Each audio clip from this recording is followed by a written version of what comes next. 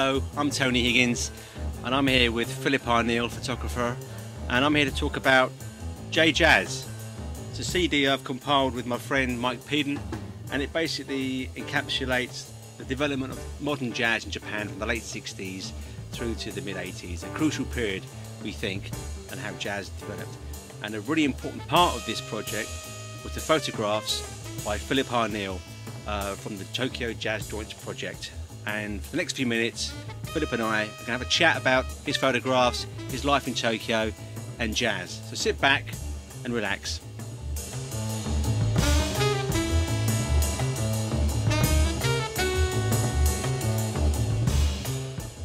Philip, thanks for providing your wonderful pictures to this J-Jazz CD. You're very welcome.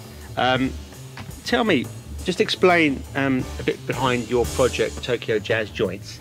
Why did you start it, and maybe some background about how long you've been in Japan, what you're doing there? Okay, I was in Japan for a total of 19 years. I was involved in different kind of scenes and photographed some jazz dancers there, photographed some rockabilly. And over the last couple of years I've sort of started this project with a friend called Tokyo Jazz Joints. Essentially, the project is a documentary project to document Japanese jazz joints before they basically disappear. So they're gradually sort of disappearing from the urban landscape. Rents are high, owners are getting old, they're getting pushed out by landlords, and so it's a very huge part of Japanese culture. It's a huge part of jazz culture. Still quite underground, even in Japan, and I wanted to have some sort of photographic record of it before it disappeared.